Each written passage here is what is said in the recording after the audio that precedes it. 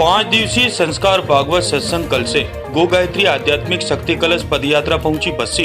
3000 kilometre पदयात्रा का लक्ष्य।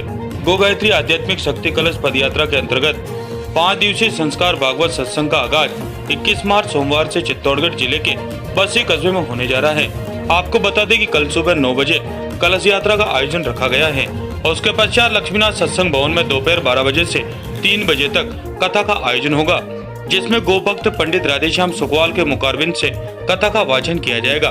गोरक्षार्थ होने वाले उक्त आयोजन को लेकर प्रचार प्रसार के साथ साथ तैयारियां युद्ध स्तर पर की जा रही है। मेवाड़ केसरी न्यूज बस्सी चित्तौड़गढ़ से रतन हंसराज।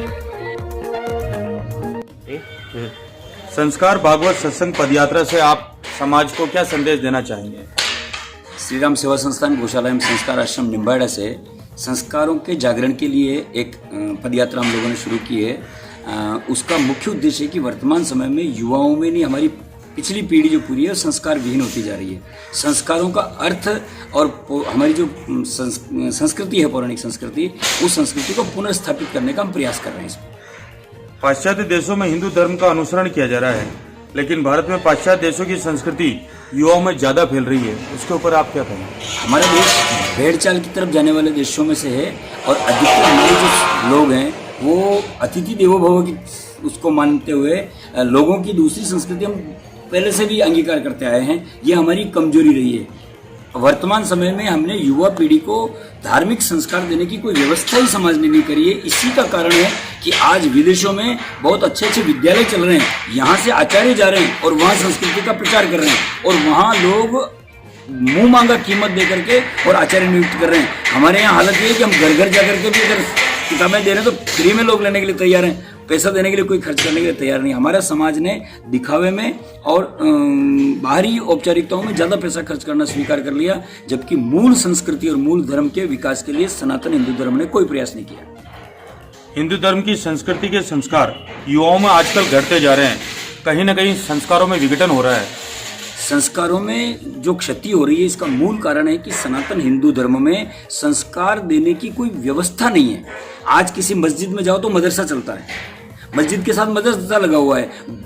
किसी गुरुकुल में जाओ, जैन गुरुकुल में तो जैन पाठशाला लगी हुई है। किसी गुरुद्वारे में जाओ तो वहाँ पाठशाला, सिख पाठशाला चली हुई है। पर हमारे मंदिरों में केवल मंदिर, घंटी और भगवान, इसके अलावा कुछ भी नहीं है। पुजारी को खुद को पूजा करना नहीं आता कि वो कितनी बार आरती घुमाएगा। किसी मंदिर में जाओ तो 4 बार घुमाता है, किसी मंदिर में जाओ तो 8 बार घुमाता है। सच्चाई क्या है हमें पता नहीं है। इस चीज को देखने के लिए, इस चीज को व्यवस्थित करने के लिए इसका कारण क्या है कि इसमें हमने बच्चों को संस्कार देने की कोई व्यवस्था समाज ने की नहीं है। हम प्रयास कर रहे हैं कि समाज फिर से अपने और लौटे और लौट करके बच्चों को संस्कार की व्यवस्था पहले करे। हम सब लोगों ने धन कमाने की व्यवस्था कर ली और धन इतना बढ़ गया, जिस कमरे में पहले 2 कमरे होते थे, 10 लोग रहते थे, आज 10 कमरे 2 लोग मुश्किल से रह पा रहे हैं। इस व्यवस्था को बदलने की हम कोशिश कर रहे हैं कि बहुत बड़े मकानों की आवश्यकता नहीं है। चित्तौड़ का किला आप जाकर के देखो, महाराणा कुंभा का कितना बनाया होगा, आज खंडर पड़ा है, कोई रहने वाला नहीं है। ऐसे कई किले पड़े हैं, आपका ये बेगू का किला पड़ा है, कोई जाने के लिए तैयार नहीं। करोड़ों रुपए खर्च हुए होंगे उसमें, लाखों लोगों का श्रम लगा, इसमें पसीना लगा। ठीक उसी प्रकार से हम भी महल बना रहे हैं, इनमें रहने वाला कोई नहीं मिलेगा। हमारे बच्चे तो हैं 2 और मकान बनाने 10।